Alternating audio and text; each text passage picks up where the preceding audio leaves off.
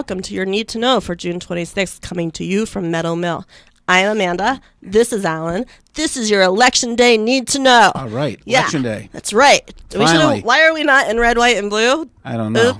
Oops, we failed that option. I'm so sick of getting junk mail. Oh, yeah. Oh, I know. my God. The place where I'm staying, someone knocked on the door, and she answered. I was in bed sick, in case you couldn't tell. But she answered, and she's like, I don't accept those. Witnesses it was some, I won't say which candidate, but they were trying to push off the cardboard little pamphlets. She's like, I don't accept those. I don't accept those. And like slammed the door. Uh-huh. So anyway. What I love is getting the information that's very negative about the other candidate, but doesn't tell me why I should vote for you. Yeah, just don't vote for that guy over there. He's horrible. The NRA loves him. And, but I don't know anything about myself. Right. I don't want to brag. So you can join us here every Tuesday at 12:30 for your weekly news roundup and a discussion of current events. Let us continue this conversation with some election-related updates. Right. Well, go vote, right? Go it's vote. Election Day in Maryland, New York, Utah, Colorado, and Oklahoma. We don't reach those areas, do we? No, but Okay. we should start a branch. I'd like to run the Jmore, Utah division. Okay. We would just cover Roseanne Barr and me all the time. Mm-hmm. So that'd be good. That'd be good. But Actually, we do reach all those other states. Come and think of it. It's Facebook. The primaries are happening in 3 of the states I've lived in today. That's pretty incredible. I know. I never lived in Oklahoma. Go ahead. I don't think there's much going on over there anyway, so it's okay. Of course, some people should say that about Baltimore as well. Seriously. In Maryland, polls opened at 7 a.m. and they'll close at 8 p.m. And anyone in line at 8 p.m. will be allowed to vote. Lucky. Good. One of the closest watched races here is the gubernatorial race, of course, in which the incumbent, Republican Governor Larry Hogan, will face one of the following Democrats as he runs for a second term: Rushern L. Baker III, Ben Jealous, Richard S. Madalino Jr., Alec Ross, James L. Shea, and Krishanti I'm going to mess it up again. Raja. Okay. Other races of interest to the Jewish community will be for the Baltimore County Executive, the House of Delegates, the State Senate, and the Baltimore City and County Councils. You can read all about these candidates in our primaries roundup at jmoreliving.com. You may. And we have some additional Election Day news. Yeah, well, some snafus out there about voter I love registration. snafus. A computer error at the Maryland Motor Vehicle Administration involving voter registration may affect as many as 80,000 viewers. Voters. What did I say, viewers? Yeah. So voters. This is about 4 times as many officials first estimated, and about 2% of all Maryland voters, according to state officials. The problem relates to changes voters made in address and party affiliation on the MVA's website or kiosks. Information that failed to be sent to the State Elections Board. Those affected will need to use the provisional voting process. So this is a problem. Yes, it Not is. good. Did you already vote this morning? I haven't. I'm going to vote tonight. Okay, so I'm After going work. to attempt to vote this afternoon. Okay.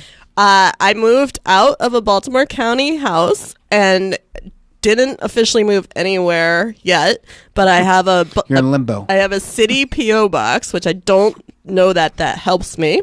My driver's license does still have the county address, so I'm going to attempt to go to my old polling place. I know, I feel like I'm committing voter fraud, but I think this is going to work, especially since they had a snafu, which means they might be so messed up dealing with all of that that they'll just let me walk in. Get it over with. So I am going to try to vote today. I'm not quite sure how that works, but we'll see. I'm going to go. Give it a whirl. All right, so we have duty. We had some other election-related tidbits. Yes, Jason Kander, the Jewish former Democratic Missouri Secretary of State, who many speculated had presidential aspirations, has announced that he will run for mayor of Kansas City. Kander joins a field of 8 other mayoral candidates, according to the Kansas City Star, Ernest Hemingway's old publication. Right. Some believe that Kander, who's 37, may have been thinking about a run for higher office in 2020. He may still be thinking of such a thing. Why are we? Don't discount that. But right now, it looks like he's going to be busy. mayor. He's going to be too busy mayoring. Right. In 2016, Kander lost in a tight race for the U.S. Senate seat to the incumbent, Republican Roy Blunt. Kander served 2 terms in the Missouri House before serving 1 term as Secretary of State. The KC native is a former U.S. Army intelligence officer who served in Afghanistan. He's also the son of a policeman and a probation officer. I think he has a really interesting background. And also, which is often beneficial for candidates, although these days it doesn't seem to matter, he's easy to look at. Okay. So he's got that going for him. That never hurts. Does. He's interesting. He's got some promise there. Speaking of interesting. Yeah, this is less interesting. Well, it's kind of interesting that, we know that our commander-in-chief has a way with words. Our commander-in-chief is 4 years old. There, I said it. I said it here first. And he's also fond of nicknames. He's got these great nicknames for different people. Great ones. Crooked Hillary, that was a great one. They're super clever. They really take a lot of brainpower to come up with. So President Trump now has taken a swipe at a Jewish Democratic lawmaker who's challenging Nevada's sitting Republican senator. In a speech on June 23rd, he was talking to the Nevada State GOP convention about Jackie Rosen, a freshman congresswoman who served as president of her suburban Las Vegas Reform Synagogue. She's challenging Republican Senator Dean Heller. Nevada is considered one of a few likely Senate pickups for Democrats in 2018.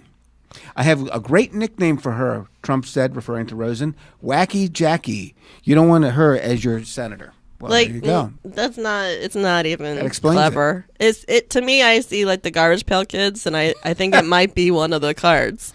Like I think it's one of the collectible Garbage Pail cards. Not that clever. Continue. Keep going. Trump also attacked Rosen for campaigning with Democratic Massachusetts Senator Elizabeth Warren, who you will remember referred to by the nickname of Pocahontas, over her claims of having some Native American ancestry. And again, a more clever name for her might have been Sacagawea. I don't know. Really, you had to go Disney on that one. Anyway, what would if Trump had to give you a nickname, what do you think he'd come up with? God knows, Filer the Freak, something like that. Freaky Filer. Freaky Filer. I like it. I might actually adapt that. Okay. I think I won't cry. I think he'd probably call me Demanda, Commanda, Amanda, something. Panda. That's just not even insulting, though. Yeah. I'm not sure Wacky Jackie is all that insulting. She might be a party animal. Whatever. If you just joined us, this is Jmore's Need to Know on Facebook Live. Share, like, and follow at #Jmore Need to Know in local news. Yes. Well, we all love, right? The BW we all love the BW Parkway. BW Parkway is just a beautiful parkway. It's just it's such a better alternative to everything else. 95, yeah, of course. But I really don't understand parkways because it's like a national park. Like the national park's operated. But why? There's no park there. I mean, yes, it's pretty. It's pretty. But it's not like where I'm going to go camping. But you could, because it's pretty enough to do that. I don't think they'll let you until you get to New York Avenue, and then you might not want to. But the Arboretum and the Arboretum over on New York Avenue, off of New York Avenue, like when you is that the Montpelier? No, it's like the DC Arboretum. Okay. It's incredible. Yeah. Well, actually, New York Avenue's gotten a lot better. Yeah, it's a whole different world. Anyway, tell us what this news is. The reason why are we talking about BW Parkway? Why are we talking about BW Parkway? 295, right? Governor Hogan and the U.S. Department of the Interior have reached a deal exploring the transfer of ownership of the Maryland portion of the Baltimore-Washington Parkway from the federal government to the state, according to Baltimore Fishbowl. Okay. The Hogan administration has sought to add express toll lanes to the thoroughfare. Running from Baltimore. If they're added, it doesn't mean they're going to still charge you just to get on. Okay. It sounds like if you want to go fast, then you can pay. Okay, that's what it sounds like to me. Would they add another lane then? Maybe. I guess that's what it sounds like. It says add express toll lanes. Okay. But go ahead. As you know, it runs from Baltimore to Washington as part of so they're talking about this as part of a $9 billion traffic relief plan that was first announced last September. Under the proposal, the Capitol Beltway, the wretched I-495, hate it, and I-270 running from the northwest corner of Capitol Beltway to Frederick would also be expanded. If a transfer goes through, the Maryland Transportation Authority would then construct new lanes and maintain the parkway. So there you go. Okay. Giving control of the parkway to the state also opens the door for two high-speed mass transit projects, the maglev, of course, and then Elon Musk's planned Hyperloop, which has a cool name. Yes. Great nickname that President Trump would enjoy. Both of which have plotted routes in close proximity to the highway. Though I know that several studies came out from like real civic engineers and those types who said that adding lanes does not alleviate traffic in any way. It just makes more people use those lanes. It's a good opportunity to spend more money, though. More taxpayer Right. money. Well, we do need to fix all those roads. I mean, I commuted on 495 for 2 years and lost more than a few tires in that 2 years. So, yeah. Not on 290. 295, you won't find. No, I didn't. potholes like that. Are you sure? I bet there's some so. potholes. I bet there are. Not a one. I think we could find a few. Love that 295. All right, we got one more quirky item, then we can wrap this up. Yeah, about Jewish historical figures. We love that, right? Uh-huh. The College Board recently proposed a controversial change to the AP World History curriculum, that it would be starting at the year 1450, not the dawn of civilization. Wow. Okay, that makes sense, I guess. Okay. The idea, aimed at limiting the amount of material covered in the course, has prompted criticism from educators since it was announced last month, which is after 1450. Time magazine pointed out that if the new curriculum goes into effect, an array of significant world figures would miss the course's cutoff. With the help of astrophysicist Michael H. Hart and the MIT Pantheon Project, the magazine compiled a list of 200 of the most influential individuals in documented history, from the pharaoh Menes, who was born in 3201 BCE, to President George W. Bush, who was born in 1946. All right, W. Yeah. Going by this list, students in the course would no longer study 40% of history's most influential people. Not surprisingly, among those missing the cutoff on the time list are some of the most important figures in Jewish history: Abraham, Moses, David, and Solomon. Oh, those guys. Yeah. Bummer. Yeah. And I guess Jesus would be left off too.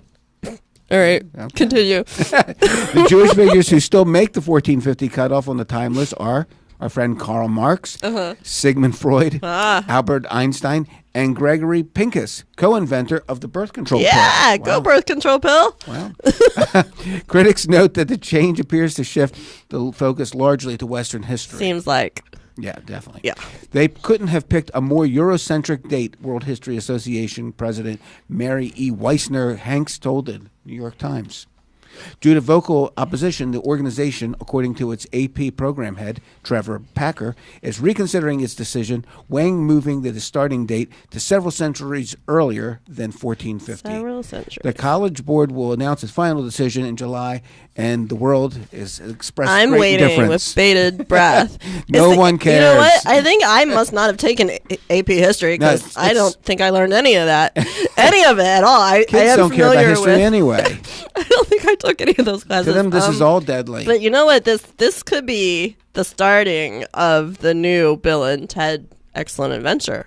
This could be. They have their script right here. This could be it. This could be their jumping off point. Like National Treasure? They should have to go another Nick Cage movie? They should have to grab... Wait, Nick Cage isn't in Bill and Ted. What are you talking about? National Treasure. Oh, but are you often talking about Nick Cage movies? What are you... Sometimes. Okay, well, anyway, they should have to go save these guys that got cut off, and then bring them back, and then they get added back into the AP history curriculum. Come on, Bill and Ted, you can do this. You can do this. There. All right, give us a J word of the day, election edition. Yes, of course. The word is mazel. Mazel. Mazal. It's Hebrew, also Yiddish. It means good luck or luck in general. And we're wishing mazel to all the candidates who can help our city, state, and country today. We need your help. We need it. Mazel's to you. Right. Jbiz, Jmore's special Jewish entrepreneurship issue, is out on stands now. Read more about it at jmoreliving.com/jbiz.